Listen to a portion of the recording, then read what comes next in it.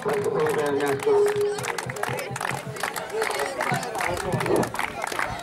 అతిథిగా గవర్నమెంట్ నిర్వాహకులు డాక్టర్ శైలేందర్ రెడ్డి గారు పరిచయం చేస్తున్నారు. ఈ జట్లను అలీపూర్ వర్సెస్ రేట్పల్లి జట్లు ఈ ఫస్ట్ సెమీఫైనల్లో తలపడుతున్నాయి.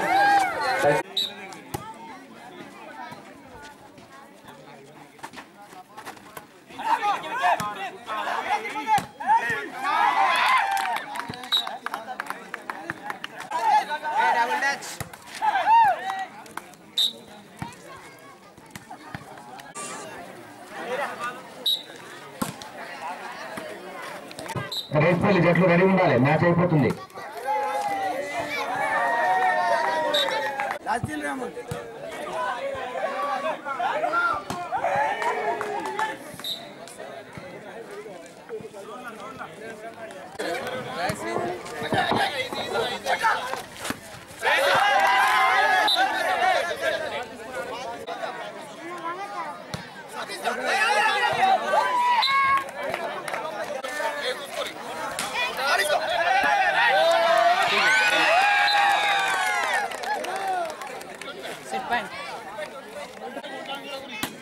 Second semifinal Thammapalli బొబ్బట్పూర్.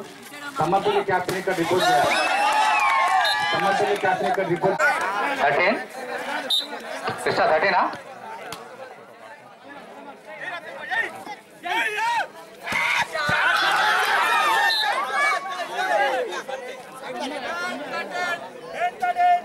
10-13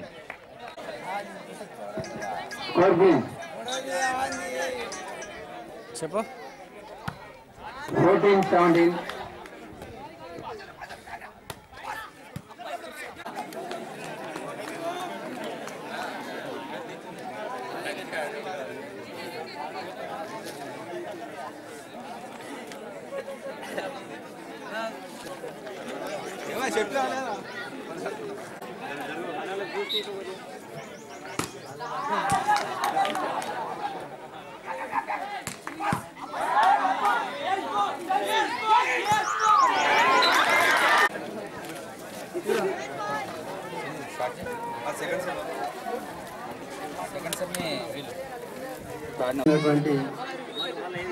ప్రముఖ వైద్యులు జైత్యాల్లోని ఏవిపిఆర్ డెంటల్ హాస్పిటల్ గారు డాక్టర్ గారు అయినటువంటి శైలేందర్ రెడ్డి గారు మా గ్రామంలో బిజినెస్ స్థాయి వాలీబాల్ టోర్నమెంట్ నిర్వహించడం మా గ్రామానికి గర్వకారణం.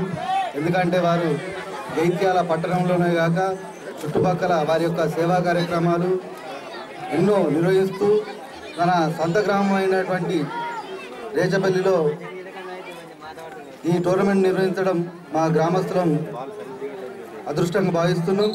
అంతేకాకుండా వారు ప్రతి సంవత్సరం ఈ విధంగా టోర్నమెంట్ నిర్వహించాలని కోరుకుంటున్నాం. అలాగే టోర్నమెంట్ ప్రారంభోత్సవానికి విచ్చేసినటువంటి జీవన్ రెడ్డి గారికి, అలాగే ముగింపు కార్యక్రమానికి విచ్చేస్తున్నటువంటి ఎల్రమణ గారికి మరియు అధికారులకు అనధికారులకు, ముఖ్యంగా ఈ టోర్నమెంట్ సక్సెస్ చేయడానికి ఎంతో కృషి చేస్తున్నటువంటి టీటీలకు కూడా మా గ్రామం తరఫున ప్రత్యేక కృతజ్ఞతలు తెలుపుతూ వివిధ గ్రామాల నుండి వచ్చినటువంటి క్రీడాకారులకు మరియు విద్యార్థులకు అందరికీ మా యొక్క ధన్యవాదాలు తెలుపుతున్నాం.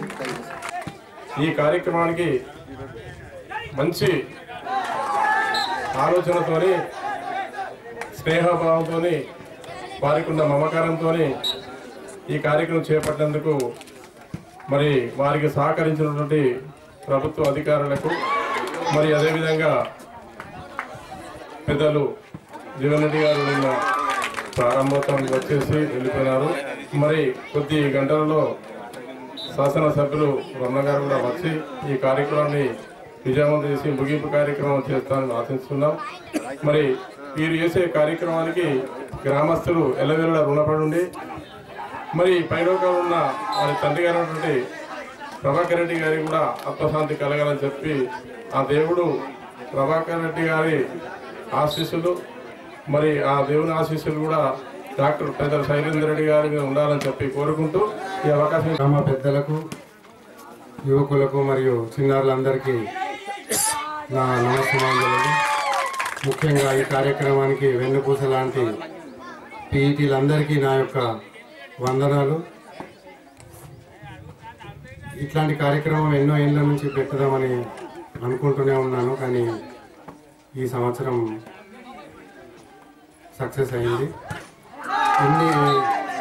ఇన్ని మండలాల నుంచి టీమ్స్ వస్తాయని ఎక్స్పెక్ట్ కూడా చేయలేదు. దగ్గర 30-35 టీమ్స్ వచ్చి ఇక్కడ ఆడడం చాలా సంతోషంగా ఉంది. ఊరంతా ఒక పండుగలాగా చేసుకుంటున్నారు.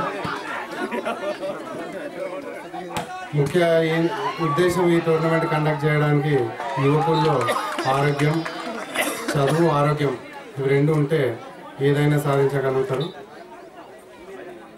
స్పోర్ట్స్ని ఎంకరేజ్ చేయాలనే ఒక స్పోర్ట్స్ మ్యాన్గా నేను ఎప్పుడు ఎనీ స్పోర్ట్స్కి సపోర్టివ్ ఉంటా అని చెప్పేసి మనవి చేసుకుంటున్నాను. తర్వాత ఈ కార్యక్రమం నిర్వహణలో భాగంగా పాలు పంచుకొని కష్టపడి పనిచేసి అందరికీ పేరు పేరున మా రేచిపల్లి గ్రామస్తులందరికీ కూడా ధన్యవాదాలు తెలియజేస్తున్నాను. వారి సహకారం లేకుండా ఇంత పెద్ద టోర్నమెంట్ ఆర్గనైజ్ చేసుడు చాలా కష్టం. జగిత్యాల డివిజన్ మొత్తం దగ్గర కొరుట్ల నుంచి కూడా ఎన్నో టీంలు వచ్చినాయి. చాలా సంతోషంగా ఉంది ఈ టోర్నమెంట్ నిర్వహించడానికి.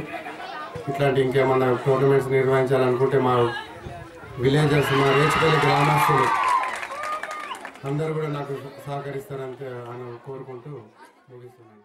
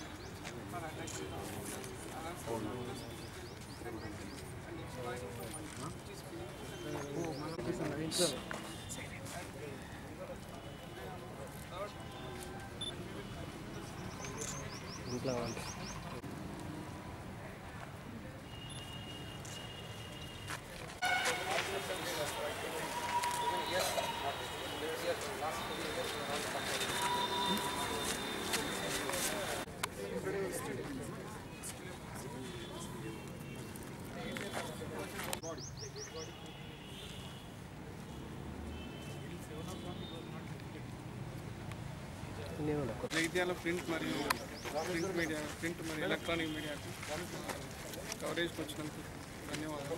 నిన్న జరిగిన ఏటీఎం ఇన్సిడెంటే కాకుండా మిగతా హాస్పిటల్స్ చాలా హాస్పిటల్లో జరిగిన ఈ అరాచకాలు, హాస్పిటల్ ధ్వంసం అని దాని నిరసనగా మేము ఈ రోజు నుంచి సండే ఆదివారం సాయంత్రం వరకు హాస్పిటల్స్ అన్నీ క్లోజ్ చేస్తున్నాం.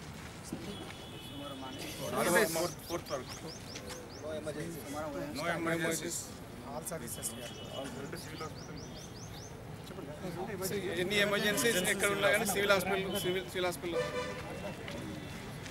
కొన్ని అరాచక శక్తులు మరి అక్కడ ఉన్నటువంటి కొంతమంది ఇట్లా ఈ విధంగా మరి ఎక్స్ప్లాయిట్ చేసి డబ్బు రాబట్టాలి అనేటువంటి ఒక కొంతమంది దుష్ట శక్తులు మళ్ళీ ఆసుపత్రికి తీసుకొచ్చి శవ రాజకీయం చేయడం అనేటువంటిది ఇటువంటి పరిస్థితుల్లో ఎటువంటి డాక్టర్ కూడా మళ్ళీ ఎమర్జెన్సీ తీసుకోవడానికి కొరకు ముందుకు రాలేకపోతాడు. ఇది మరి దీర్ఘంగా ఆలోచించినట్టయితే తప్పకుండా ఇక్కడ ఉన్నటువంటి పేషెంట్లకే ఇది వాళ్ళకి ప్రజలకే ఒక మరి ఇబ్బందికరంగామైనటువంటి పరిస్థితి ఏర్పడుతుంది. కాబట్టి మరి ఇక్కడ ఉన్న అందరు ప్రజలు కూడా డాక్టర్లు తమకున్నటువంటి మరి వసతులతోని వాళ్ళు చేస్తున్నటువంటి చికిత్సా విధానము వల్ల ఒక్కోసారి మనము ఏమైనటువంటి పరిణామాలు జరిగినా దుష్పరిణామాలు జరిగినా కానీ మరి ఇది ఆసుపత్రుల మీద దాడి చేయడము, ధ్వంసం చేయడము, మరి డబ్బులు రాబట్టాలనేటువంటి ఈ దుష్ట శక్తులు ఈ విధంగా పన్నాగం పనడం అనేటువంటి పరిస్థితుల్లో ఇక్కడ ఉన్నటువంటి జగిత్యాలలో ఉన్నటువంటి డాక్టర్లు కానీ ఇంకెక్కడ ఉన్నటువంటి డాక్టర్లు కానీ పనిచేయడం మరి లేని పరిస్థితి కలుగుతుంది.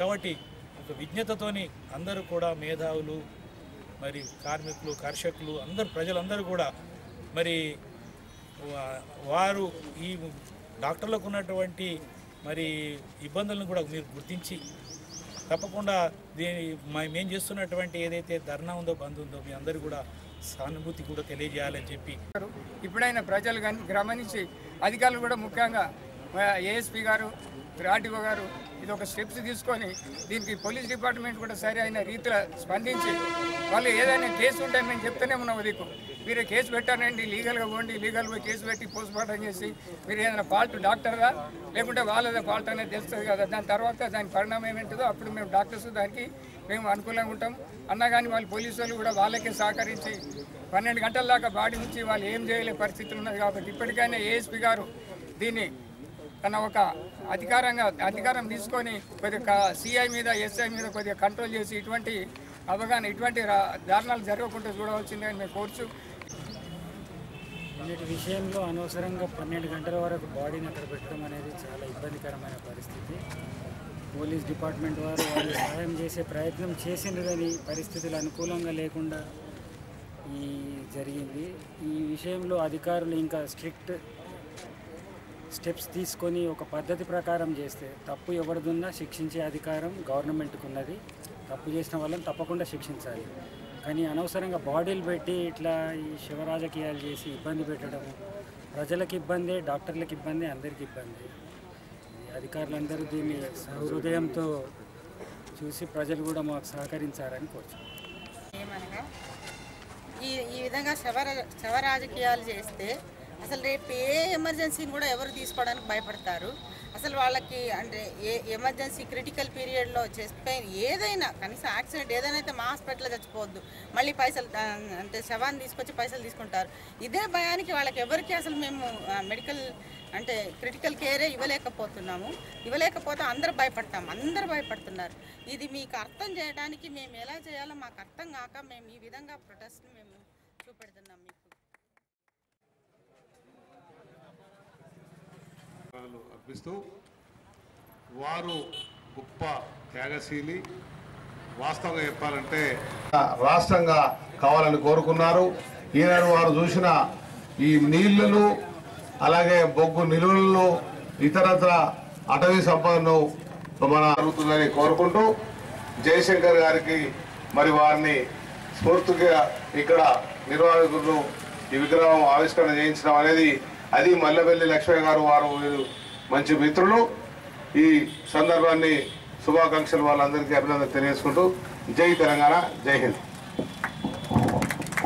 ఇప్పుడు వక్త, ఉద్యమ నిర్మాత, త్యాగశీలి అయినటువంటి వారి యొక్క గురువు గారి విగ్రహం ఇక్కడ మరి విద్యార్థి జేఏసీ వాళ్ళు చేయడము, ఉమామహేశ్వర్ లాంటి వాళ్ళందరూ కూడా యువకులందరూ ఉత్సాహం, ఉద్రేకం, సుడిదిరిగి పరుగులు ఎత్తేలాగా చేశారు. ఈ సందర్భంలో శ్రీ మల్లెపల్లి లక్ష్మయ్య గారి కార్యక్రమం వచ్చే ప్రారంభించడము మన అదృష్టంగా భావిస్తున్నాము.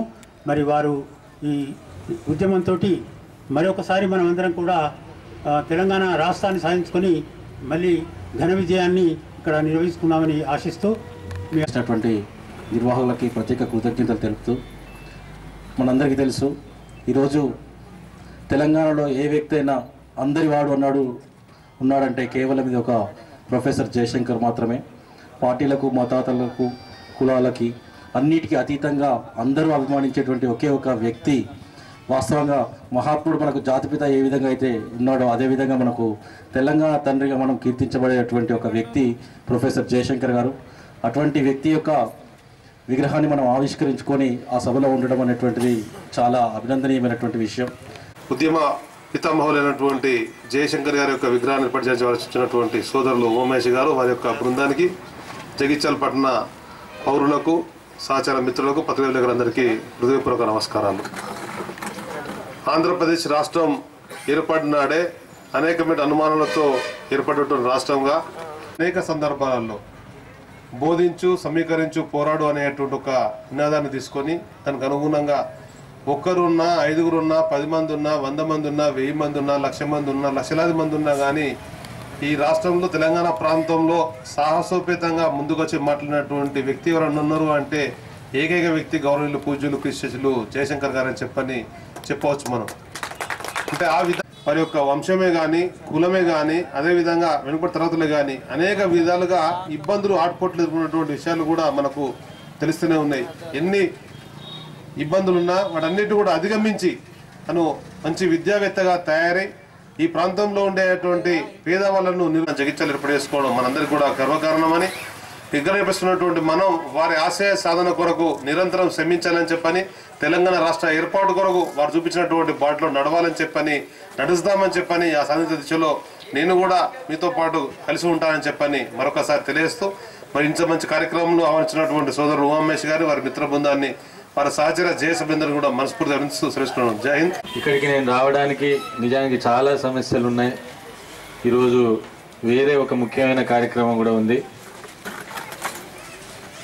సీఎంతో 2 గంటలకు అపాయింట్మెంట్ ఉండింది, సప్లాన్కి సంబంధించిన డిస్కస్ చేయడానికి. అది కూడా వదులుకొని ఎందుకు వచ్చానంటే, నేను జీవితంలో డాక్టర్ బాబాసాహెబ్ అంబేద్కర్ తర్వాత అత్యంత ఎక్కువగా ప్రేమించిన వ్యక్తి జయశంకర్ గారు. పాల్గొంటున్న ఉద్యమం 72 ఒక ఉద్యమం అయితే, 69 ఒక ఉద్యమం అయితే, అంతకుముందు 52 ఒక ఉద్యమం అయితే, 48 ఒక ఉద్యమం అయితే, 96 ఒక ఉద్యమం. ఈ మొత్తం 48, 52, 69, 72, 96, ఇప్పుడు 2010, 9, 12, 11 అని అనుకుంటే ఈ మొత్తం ఉద్యమంలో పాల్గొన్న వ్యక్తి ఎవరైనా ఉన్నారంటే ఏకైక వ్యక్తి జయశంకర్ గారు. అంటే 48 నుంచి చాలా మందికి తెలియంది ఏంటంటే, ఆంధ్రప్రదేశ్ ఏర్పడ్డ తర్వాత తెలంగాణ చైతన్యం వచ్చిందని మనం అనుకుంటాం, కానీ కాదు. ఆంధ్రప్రదేశ్ ఏర్పడక ముందే 48లోనే భారత సైన్యాలు హైదరాబాద్ను వశపరుచుకున్న తర్వాత, ఆంధ్ర నుంచి ఉద్యోగులను తీసుకొచ్చి ఇక్కడ పెట్టడం అనేది మొదలైన తర్వాత, దానికి నిరసన ప్రారంభమైనప్పుడే జయశంకర్ గారు విద్యార్థి నాయకుడు. 52లో ఇడ్లీ సాంబార్ గో బ్యాక్ అనే ఉద్యమంలో, ఇప్పుడు సిటీ కాలేజ్ చార్మినార్ దగ్గర ఉన్న సిటీ కాలేజ్ విద్యార్థులు పాల్గొన్న ఉద్యమానికి వరంగల్ నుంచి వస్తుంటే బస్సు ఆగిపోయి, ఆయన అక్కడ ఆగిపోతే ఇక్కడ 7 మంది విద్యార్థులు చనిపోయారు. ఆయన చాలాసార్లు అన్నాడు, నిజానికి బస్సు ఆగి భువనగిరిలో బస్సు ఆగి మేము బతికి ఉండకపోతే, ఆ కాల్పుల్లో నేను కూడా చనిపోతే ఈ దుఃఖం అంతా చూసేవాడిని కాదు కదా అన్నాడు చాలాసార్లు. ఆ తర్వాత 69 ఉద్యమంలో ఆయన ఉపాధ్యాయుడు, ప్రొఫెసర్. 96 ఉద్యమాన్ని ప్రారంభించిన ఏకైక వ్యక్తి.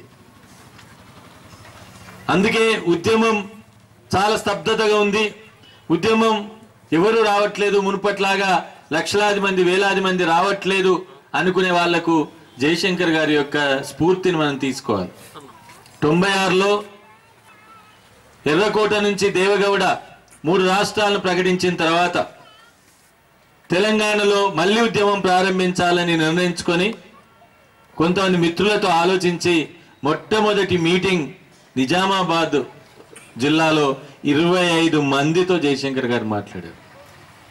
కేవలం 25 మంది, ఇంక ఇక్కడ కనీసం 100 మంది ఉన్నాం. 25 మందితో మాట్లాడాడు. ఆయన ఎప్పుడూ చెప్తుండేవాడు, నిత్యం మనం పనిచేస్తూ పోవాలి. అదే 25 మందితో మాట్లాడిన ఒక వ్యక్తి, ఒక ఉపాధ్యాయుడు, ఒక తత్వవేత్త, ఒక ఫిలాసఫర్ 25 లక్షల మందితో 2010 సంవత్సరంలో వరంగల్లో మాట్లాడాడు. ఇంతటి అంటే గొప్ప ప్రయాణం ఇంకెవరికైనా ఉంటుందని అయితే నేను అనుకోవట్లేదు. పోరాడినాం. ఇదే జగిత్యాల జైత్యాత్ర పేరుతో రకరకాల ఉద్యమాలు నడిపి చాలా మంది ప్రాణాలు ఉంటారు. వాళ్ళ రాజకీయాలు మంచివా చెడ్డవా అనే విషయాన్ని పక్కన పెడితే మనం మన ప్రజల కోసం పోరాడిన చరిత్ర తెలంగాణ ప్రజలకు ఉన్నది. కాబట్టి తెలంగాణ రాష్ట్రం రేపు ఏర్పడాలన్నా, తెలంగాణ రాష్ట్రం ఏర్పడి ఒక నిజానికి ఒక నిజమైన ఒక ఆదర్శవంతమైన ఒక సమాజం నిర్మాణం కావాలి అని అంటే ఖచ్చితంగా నిజాయితీ కలిగిన నాయకత్వం తెలంగాణలో రావాల్సిన అవసరం ఉంది. నేను లేదని అనట్లేదు, అటువంటి నాయకత్వం అస్సలే లేదని నేను మాట్లాడట్లేదు, ఉన్నది. కానీ ఇంకా పెరగాల్సిన అవసరం ఉంది. ఎవరమైతే ప్రలోభాలకు లొంగుతున్నామో వాళ్ళం దాని నుంచి బయటపడాల్సిన అవసరం ఉన్నది. మనిషికి ఎవరికైనా ఒక నిజాయితీని మనం నిరూపించుకోవడానికి, ఒక ఆదర్శాన్ని నిరూపించుకోవడానికి మనకు సమయం వస్తుంది. మనిషికి జీవితం ఒకటేసారి ఉంటుంది, ఒకే జీవితం ఉంటుంది మనిషికి. మనిషి జీవితం మళ్ళీ మళ్ళీ రాదు. నిజానికి మన జీవితం మనల్ని నిర్మించుకోవడానికి ఇది ఒక అవకాశం వచ్చింది. మీకు తెలుసు, బర్మా నాయకురాలు ఆంగ్ సాన్ సూకీ పేరు వినే ఉంటారు చాలా మంది విద్యార్థులు. ఈరోజు ప్రజాస్వామ్య ఉద్యమాన్ని నడుపుతున్నారు. ఆమె ఆమెను ఇదే అడిగారు, మీరు ఎట్లా ఫీల్ అవుతున్నారు ఇంత ఉద్యమాన్ని? చాలా ఏళ్ళు జైల్లో ఉంది ఆమె. ఏండ్ల కొద్దీ గృహ నిర్బంధంలో ఉంది ఆమె. అనేక నిర్బంధాలను ఎదుర్కొంది.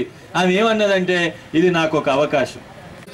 మీరు భవిష్యత్తులో జరిగే ఈ ఉద్యమంలో తప్పనిసరిగా ఒక నిజాయితీ కలిగిన నాయకత్వాన్ని సృష్టిస్తారని భావిస్తూ, అదే జయశంకర్ గారికి నిజమైన నివాళి అవుతుందని భావిస్తూ ముగిస్తున్నాను. జై తెలంగాణ. తరఫున అందరం కూడా ఇక్కడికి రావడం జరిగింది. అప్పుడు కొంతవరకు దీనికి ఏ కార్యక్రమం చేయాలన్నా కానీ కొన్ని నిధులుగా అవి అవసరం ఉంటాయి. దాన్ని ఏ రకంగా చేద్దామని ఆలోచించినప్పుడు కొంతవరకు మా డాక్టర్స్ను అడిగి మా పార్టిసిపేషన్ ఉంటుందని చెప్పగానే మా తోటి డాక్టర్స్ కూడా అందరూ సహకరించారు. మరియు పెద్దలు శ్రీ మూరా హనుమల్ గారు, ఎందుకంటే ఇది తెలంగాణ జేఏసీ స్టూడెంట్స్ జేఏసీ కాబట్టి ఎక్కువ మంది ఎస్కేఎన్ఆర్ స్టూడెంట్స్ ఓల్డ్ స్టూడెంట్సే. పెద్దలు రమణ గారు కూడా ఓల్డ్ స్టూడెంటే ఇదే కాలేజ్కు. నేను ఇప్పుడు ఈ ఆలంని ప్రెసిడెంట్గా ఉన్న, ఓల్డ్ స్టూడెంట్ అసోసియేషన్ ప్రెసిడెంట్గా ఉన్న, హనుమల్ సార్ సెక్రటరీగా ఉన్నారు.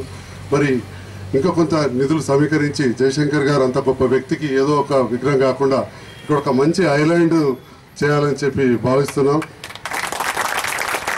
దానికి పెద్దలు హనుమల్ గారు సహకారం తీసుకొని ఉమామేష్ గారు ఉద్యమంలో కీలకంగా ఉండి తెలంగాణ విద్యావంతుల వేదిక రాష్ట్ర అధ్యక్షుడిగా మరియు రాజకీయ జేఏసీ రాష్ట్ర కోకనీయర్గా వ్యవహరిస్తున్నటువంటి బాధ్యతలు నిర్వహిస్తున్నటువంటి మల్లెపల్లి లక్ష్మయ్య గారికి, అదేవిధంగా కరీంనగర్ గడ్డ బలిసిన దొరలు గెలిచేటువంటి గడ్డ, ఆ గడ్డ మీద పోటీ చేసి గతంలో ఎంపీగా గెలిచి ప్రస్తుతం మన స్థానిక శాసనసభ సభ్యుడిగా ఉన్నటువంటి చేసినటువంటి విద్యార్థులకు, అదేవిధంగా తెలంగాణ స్టూడెంట్ జాయింట్ యాక్షన్ కమిటీకి ప్రత్యేకమైనటువంటి తెలంగాణ ఉద్యమ అభినందనలు తెలియజేసుకుంటూ ఈ కార్యక్రమానికి విచ్చేసినటువంటి వారికి ఈ కార్యక్రమానికి సౌండ్ సిస్టమ్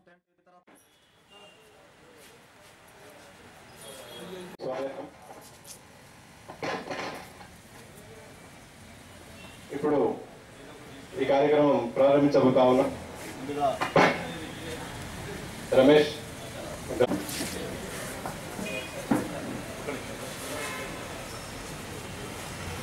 తర్వాత మళ్ళీ చెప్పవలసిందిగా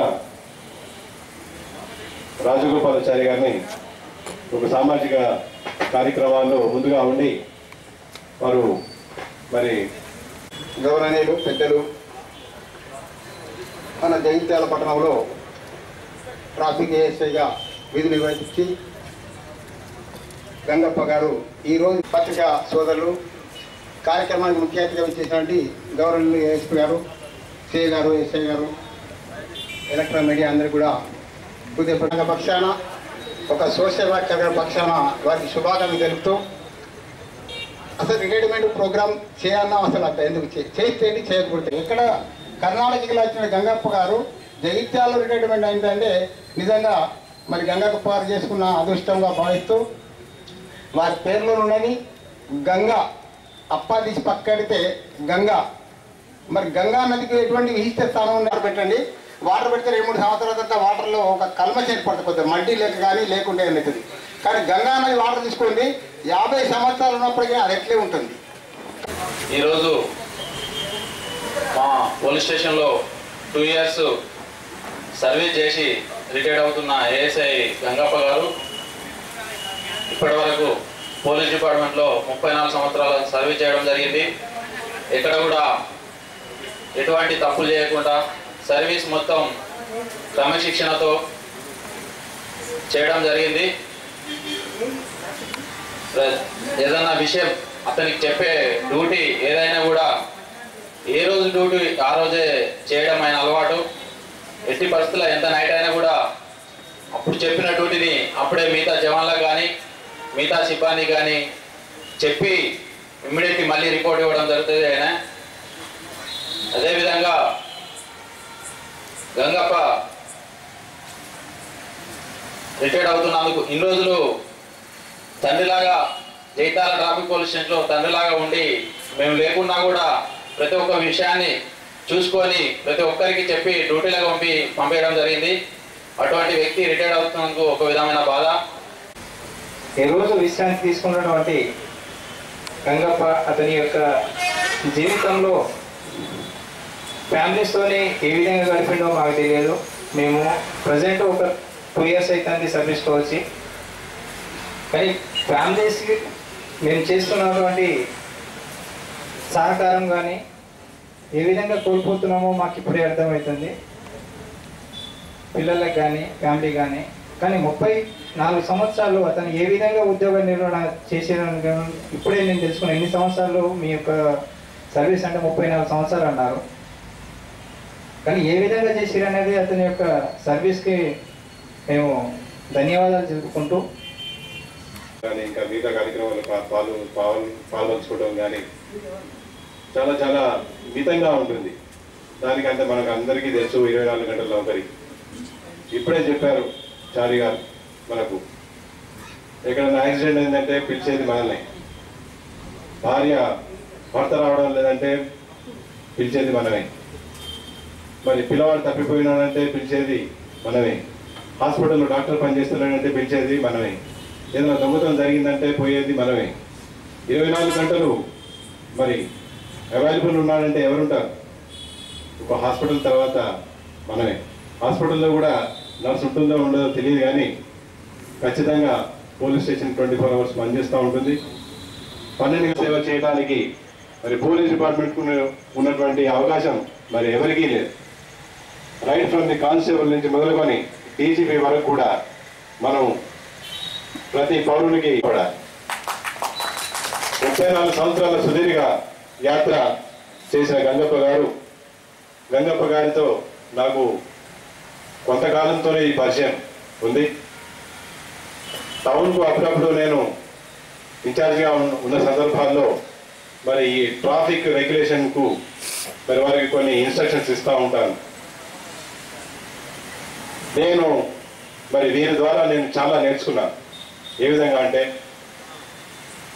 మీరు ఏ టైంలో కానీ ఫోన్ చేయండి, మధ్యరాత్రిలో ఫోన్ చేయండి, ఉదయం పూట 5 గంటలకు ఫోన్ చేయండి, గివెన్ ఎనీ టైం తనకు ఫోన్ చేస్తే ఒకటే రెస్పాన్స్, ఎస్ సార్. ఆ ఎస్ సార్ అనే దాంట్లో ఆ దమ్ము ఎంత ఉంటుందంటే, ఇప్పుడు చెప్తే ఇప్పుడే చేసేస్తాను సార్ అన్నట్టు ఉంటుంది. ఇప్పుడే చేస్తాను సార్ అంటాడు, కానీ నాతో కాదు లేదు అనేది నేను ఎత్తి వెళ్ళలేదు. ఉన్నటువంటి ఆ స్ట్రెంగ్త్, మరి ఆ తాజాతనం, మరి మనమందరం అలాంటి తాజాతనం, అలాంటి స్ట్రెంగ్త్ మనం ఎప్పటికీ ఆ పుణికి పుచ్చుకొని, మరి ఆ సీనియర్స్ వాళ్ళు ఏ రకంగా అయితే ఇంత సుదీర్ఘ ప్రయాణం చేసి సక్సెస్ఫుల్గా వారి క్యారియర్లో నిలబడగలిగారు, మరి వారి ద్వారా మనం స్ఫూర్తి తీసుకొని మరి సమాజ సేవలో మనం ముందుండాలి. ఈ సందర్భంగా మరి వారికి ఆ దేవుడు ఆరోగ్యంతో పాటు మరి వారి పిల్లలు మన భవిష్యత్తు మంచిగా ఆ భగవంతుడు కలిగించాలని చెప్పేసి నేను ప్రార్థిస్తూ. ASI Gangappa, 34 years service, it's not a joke. నేను కొత్త పీసెస్ మా దగ్గర బాగా మంది ఉన్నారు. ఎప్పుడైనా వాళ్ళతో ఇంటరాక్ట్ చేసినప్పుడు నేను ఏదైనా చెప్తాను, మీరు సీనియర్స్ని చూడండి. అప్పుడు those who got into service in the years 1979లో గంగప్ప గారిది ఎన్వెస్ట్మెంట్ అయింది. 79 నుంచి 2013 వరకు. It's a long years of service. మనము I was not even born when he entered the service. So they know what are the tribulations, how much the department has evolved. They have seen number of officers. I am just a newcomer. So they know their experience is really, really precious to the department. ఎప్పుడైతే ఒక law and order issue జరిగితే first మనం సీనియర్స్ని అడుగుతాం, even if it's a constable. Okay, we don't ask to see, because మనకు experience తక్కువ, మనకు లేదు. They know you name any problem, they have a solution. So that is asset. They are all an asset to the department. So atlanti valle ellipoyinappudu it's a great loss, and it's a big gap in the department. So I don't have this family here, but I'm sure nenu ASI tho maatladinappudu, if you look at the families of the police persons, vallandaru 24 hours pani mede untaru. You see them every time they are on duty, nidra lekunda rest lekunda pani chestu untaru. తర్వాత కూడా you will hardly see the children of police persons విద్య లేకుండా, proper career లేకుండా. Almost all అన్ని police ఫ్యామిలీలు పిల్లలు మంచిగా select అవుతారు, మంచి ఎడ్యుకేషన్తో, మంచి కెరియర్తో, ప్రొఫెషన్.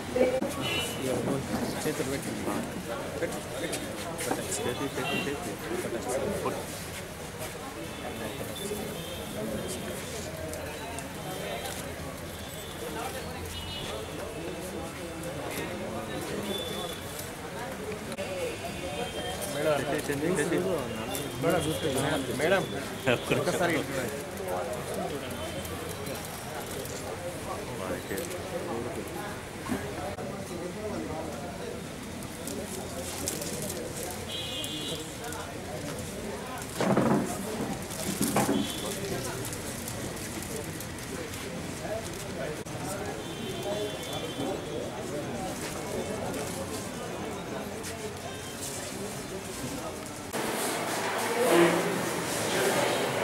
జగదీశ్వర్ గారికి తెలుసు నేను ఎక్కడో మార్గం మధ్యలో ఉన్నప్పుడు అది కూడా ప్రయాణంలో ఉన్నప్పుడు మెసేజ్ రావడం, తర్వాత నేను సార్ ఫోన్ చేసి సార్ నేను కొంచెం అవుట్ ఆఫ్ స్టేషన్లో ఉన్నాను, నేను వచ్చినా కలుస్తాను చెప్పడం జరిగింది. వారి మనసు తృప్తి కాకపోవచ్చు, ఎందుకంటే సార్ రాలేదని ఫీలింగ్ ఏమనంటే ఈ క్లారిఫికేషన్తో నన్ను తప్పకుండా తెలుస్తారని నేను కోరుకుంటున్నాను. ముఖ్యంగా మా వీరశైవ సమాజం ఎప్పుడు కూడా సమాజంలో ఉన్నటువంటి ప్రముఖులందరినీ, ముఖ్యంగా సోషల్ సర్వీసులో ఎవరైతే గణనీయమైనటువంటి సేవలు అందిస్తున్నారో అటువంటి ప్రముఖులను తమ వంతు కర్తవ్యంగా సన్మానించి తద్వారా వారి యొక్క సేవల ద్వారా పరిచయం ద్వారా మా సమాజం ఇంకా ఇన్స్పైర్ అయ్యి సమాజ సేవలో ముందుండాలి. ఈ గౌతమాశ్రమ పాఠశాల ఎప్పుడు పూర్తి బాధ్యత వహిస్తూ అన్నింటికీ వేదికగా ఉన్నంత బలంగా ఈ పాఠశాల ఉందేమి, దానికి ఆతిథ్యం ఇచ్చినటువంటి ఈ పాఠశాల కరెస్పాండెంట్ శ్రీ దత్తపుంద గారిని వీరశైవ సమాజం అధ్యక్షుడిగా వారి కృతజ్ఞతలు చెప్పడం నా గర్వంగా భావిస్తున్నాను. మా వీరశైవ సమాజం కార్యక్రమాలన్నీ సమాజం చర్చల యొక్క కార్యాలయం కూడా ఈ పాఠశాలలో ఉంది. వృత్తుల కంటే ప్రజల్లో పూర్తిగా కలిసిపోయి సేవలు అందించినటువంటి ప్రముఖమైనటువంటి విభాగం పోలీసు విభాగం. అన్ని వేరే విభాగాల్లో అయితే అక్కడ కాదు. వీరశైవ ధర్మం ఇది ఒక ప్రకృతి వ్యాప్తమైనటువంటి ప్రపంచవ్యాప్తమైనటువంటి ఒక సువిశాలమైనటువంటి ధర్మాలతోటి మానవులంతా ఒకటే, అంతా ఈశ్వరుని భక్తులే, ఈశ్వరుని యొక్క సిద్ధాంతాన్ని పాటించవలసిన వాళ్ళే అని నమ్ముకున్నటువంటి వ్యక్తులం మేము. ప్రధానంగా కులము మతము భేదం అనేది ఈ వీరశైవానికి లేదు. బసవేశ్వరుని యొక్క ముఖ్య ఉద్దేశం అదే. వారి యొక్క అడుగుజాలలోని వారి ఆదేశాలను, వారి యొక్క సూత్రాలను, నీతి వాక్యాలను అన్నింటినీ పాటించడం మా ధర్మంగా భావిస్తారు. సేవ మన యొక్క ఆలోచన కేవలం ఒక చట్రంలో బంధించి అంతవరకు మాత్రమే చేయడానికి అవకాశం ఉంటుంది. ఎప్పుడైతే మనకు రిటైర్మెంట్ అనేది వస్తుందో వారి యొక్క సంపూర్ణమైనటువంటి సేవలు ఈ సమాజం కోరుకున్న రీతిలో పనిచేయడానికి అవకాశం ఉంటుంది. కానీ ఉద్యోగంలో ఉన్నప్పుడు కొన్ని నియమ నిబంధనలకు ముందు కట్టుబడి పనిచేయాల్సిన అవసరం ఉంటుంది. కాబట్టి నిజంగా చెప్తున్నట్టే రిటైర్మెంట్ అయిన తర్వాత ఆ మనిషికి పూర్తి స్వాతంత్రం వచ్చి సేవ చేసే భాగ్యం భగవంతుడు కనిపిస్తున్నారని చెప్పి నేను వారిని అభినందిస్తున్నాను. వాస్తవం ఇది చాలా గర్వమించిన విషయం. నేను కొన్ని సందర్భాల్లో డిగ్రీ కాలేజీలో పనిచేస్తున్నప్పుడు మిత్రులు చాలామంది పోలీసు వాళ్ళు న్యాయ సహాయం గురించి కానీ పోలీస్ డిపార్ట్మెంట్ గురించి ప్రజలు ఏమనుకుంటున్నారనే విషయంలో సదస్సులు జరిపినప్పుడు అనేక సందర్భాల్లో మాట్లాడడం జరిగింది. ఉద్యోగంలో బదిలీ మరియు విరమణ సహజం. ఎందుకంటే ఒక ఉద్యోగి ఎక్కిన నాడు ఉద్యోగం కాకతప్పది, బదిలీ కాకతప్పది. ఆనాడు విరమణ చెందినాడు వారు ఏవైతే చేసిన సేవలే వారికి పెట్టు. ఇలా అన్ని డిపార్ట్మెంట్ వేరు, పోలీస్ డిపార్ట్మెంట్ వేరు. ఇలా ప్రజలతో మమేకమై అందరితో మండలు పొందిన వారు గంగప్ప గారు. ఇలా మెదక్ జిల్లా నారాయణఖేడ్లో పుట్టి ఇలా కర్నూలు జిల్లాలో అనేక సంవత్సరాలుగా పోలీస్ శాఖలో పనిచేస్తూ, అంటే పోలీస్ శాఖలో అంటే ఎన్ని రకాలు ఉంటుందో అందరికీ తెలుసు. ఆ రకాలు ఏవి కూడా పక్కకు పెట్టి కేవలం మానవత్వంతో అందరినీ కలుపుకోపోయిన వ్యక్తి గంగప్ప గారు. ఇలా ఆనాటికి ఈనాటి వరకు కూడా ఎలాంటి మచ్చ లేకుండా సర్వీసులో చేసిన మహనీయుడు గంగప్ప గారు. మాకు అదొక మంచి వేదికలాగా చేయడం జరిగింది. మరి వాళ్ళంతా కూడా ఆ ఐక్యత అనేది అక్కడ చాటడం, తెలంగాణ ఉద్యమంలో ప్రధానంగా మీ భూమికి అనేటువంటిది చాలా గొప్ప విషయంగా మేము భావిస్తున్నాం. అప్పుడే మీ అందరితో మాకు పరిచయం ఏర్పడ్డది. పోతే మా నుంచి విరమణ పొందుతున్నటువంటి అంటే ఉద్యోగరీత్యా వెంకప్ప గారు good morning, good afternoon, good night రోజు మేము దాదాపు కలిసి వాళ్ళమే.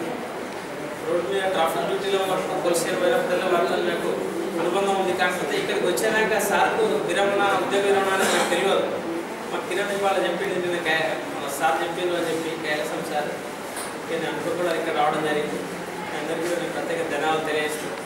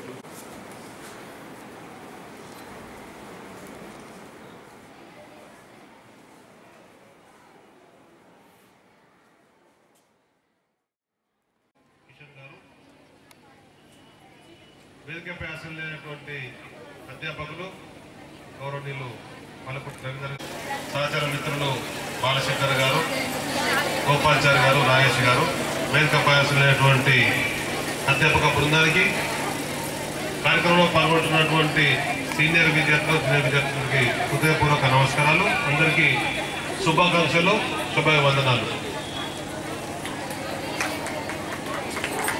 గత వారం రోజుల క్రితం మన కళాశాల ప్రిన్సిపల్ గారు రవీంద్ర గారు ఇద్దరు కళాశాలలో కార్యక్రమం పెట్టుకోబోతున్నాం అని చెప్పని ఒకరోజు ముందు ఒక డేట్ నిర్ణయించుకుంటే మరి ఎందుకో అది వాయిదా వేసిన తర్వాత ఈరోజు మనం ఈ కార్యక్రమాన్ని నిర్వహించుకుంటున్నాం. మధ్యాహ్న సమయం అయితే ఎదరికి కూడా అనుకూలంగా ఉంటుందని చెప్పని దాన్ని నిర్ణయించిన సందర్భంలోనే ఇది సాయంత్రం సమయం అయితే ఇంకా చాలా కలర్ఫుల్ ఉంటుందని చెప్పి నేను భావిస్తున్నాను. కానీ తక్కువ సమయంలోనే మన కార్యక్రమం ఉండడంలో నిర్వహించుకున్న దాన్ని సంవత్సరం మాత్రం ఇదే విధంగా కొనసాగిపోయాలని, వచ్చే సంవత్సరం సాయంత్రం సమయంలో మంచి ఫ్లడ్ లైట్స్ పెట్టుకొని మీ అందరి యొక్క కార్యక్రమాలు మీ తల్లిదండ్రులు తిరిగించే విధంగా రూపకల్పన ఇస్తున్నామని చెప్పి అందరూ కూడా మనస్ఫూర్తిగా కోరుతున్నా. నాకు గత సమావేశం సందర్భంగా ఒకటి మాట్లాడుతున్న జ్ఞాపకం ఉన్నది. జిల్లా కలెక్టర్ గారిని మనం ఆహ్వానిస్తామని చెప్పని నేను మరి లేక మన జగిత్యాల ఏఎస్పీ గారిని అనుకున్నాం. అయితే ఇది తక్కువ సమయం కావడం వల్ల కలెక్టర్ గారిని ఆహ్వానించుకోలేకపోయినాం. మరి ఆమె సంవత్సరాలు పూర్తి చేసుకుంటుంది కనుక వచ్చే సంవత్సరం వరకు మరి ప్రభుత్వ నిర్ణయంలో ఉంటారో తెలియదు. కానీ ఉంటే మాత్రం జిల్లా కలెక్టర్ గారిని కూడా పిలుచుకొని మీ అందరిలో ఏ ఒక్కరైనా ఆ స్థాయికి ఎదిగే విధంగా ఒక స్ఫూర్తిగా కలిగే విధంగా కూడా ఆ కార్యక్రమంలో చూసుకొని మనం ఇస్తున్నాం. విద్యార్థి చేసినటువంటి వారిని విద్యార్థి దశలోనే నాయకత్వం చేయాలని చెప్పని ఆలోచన నుంచి నియమంపై ఎంచుకొని ఈ కళాశాల ఏర్పాటు పెద్దలు కయ్యూమ్ గారి యొక్క సహకారంతో దాదాపు 200 సార్లు శ్రీ అబ్దుల్ కయ్యూమ్ గారు ఈ కళాశాల గురించి తిరుగుతే ఆయన ఇది రమణ గారు ప్రైవేట్ కళాశాల అని చెప్పని అనే సందర్భాలు ఉన్నాయి. అంటే ఒక ప్రైవేట్ సంస్థ నెలకొల్పేటువంటి వ్యక్తులు ఏదైనా శ్రద్ధ వహిస్తారో ఆ విధమైనటువంటి శ్రద్ధ నేను ప్రభుత్వ పరంగా ఉండేటువంటి అధ్యాపకులైనటువంటి శ్రీ అబ్దుల్ కయ్యూమ్ గారి కృషి ఫలితమే ఈరోజు ఇక్కడ జగిత్యాలలో డిగ్రీ కళాశాల మహిళా కళాశాల రావడం జరిగింది. ఆనాడు సంఖ్య సరిగా లేనటువంటి పరిస్థితి. సంఖ్య లేనప్పుడు ఏదో విధంగా సంఖ్యను సమకూర్చుకోవాలని చెప్పని వివిధ కళాశాలలో ఉండేటువంటి విద్యార్థులను కూడా సమీకరించుకొని ఈ కళాశాలను ప్రారంభించేసినటువంటి కళాశాల దాదాపు 1400 మంది మరి మహిళా మహిళలతో ఈరోజు కళాశాల నడవడం అనేది నా జీవితంలో ఒక గరిపించినటువంటి ఒక సంస్థ నెలకొల్పేటువంటి భావన నాకున్నది.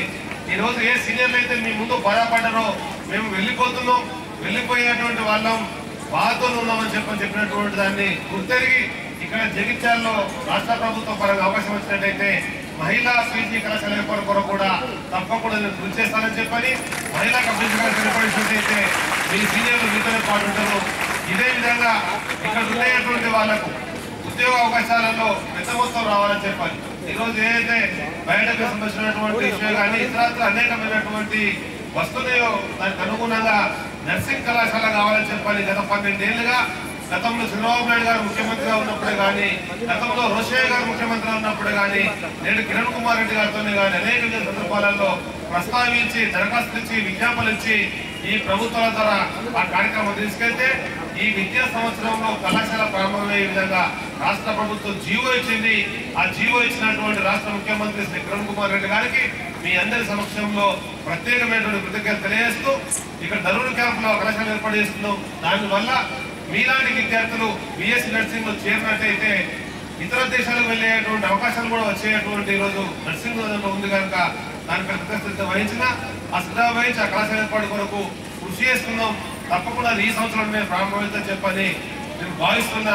దానితో పాటు పీజీ కళాశాల దాని కొరకు కూడా ప్రయత్నం చేస్తానని చెప్పని, అదేవిధంగా ఈ జగిత్యాలలో ఉండేటువంటి మన విద్యా సంస్థలను కానీ అదేవిధంగా వైద్య సంస్థలను కానీ సాధ్యమైనంత వరకు పేద ప్రజలకు నిరుపేదలకు సామాన్యులకు ఉపయోగపడే విధంగా ఒక సామాన్య కుటుంబంలో పుట్టినటువంటి వ్యక్తిగా నిరంతరం కృషి చేస్తారని చెప్పని, ఆ కృషికి చదువుకున్నటువంటి మీరు మీ కుటుంబ శ్రేయస్ కొరకు ఏ విధంగా అయితే పాటుపడతారో సమాజ శ్రేయస్ కొరకు కూడా పాటుపడాలా.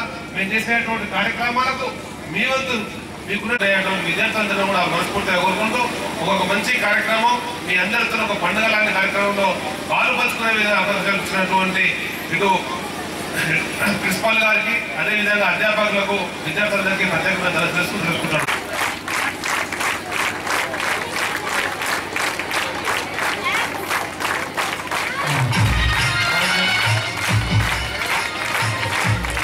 Thank you sir.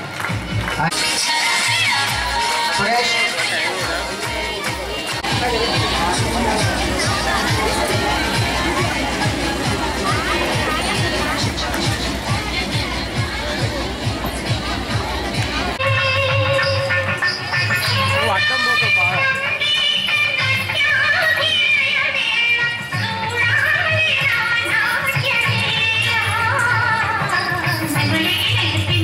Thank you.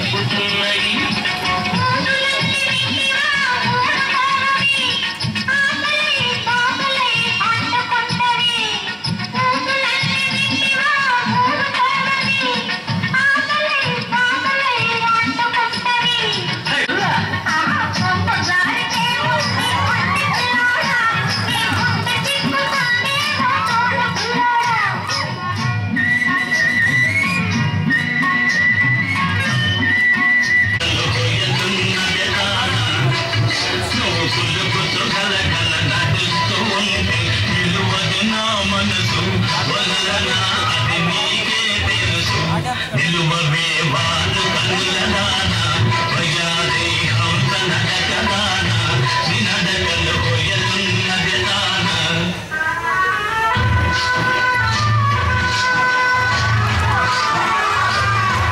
విరహాగ్నిలో నన్ను తోసిపోయేవో నువ్వు కులుకుతూ కలకల నడుస్తూ ఉంటే నిలువదు నా మనసు వదలనా అది నీకే తెలుసు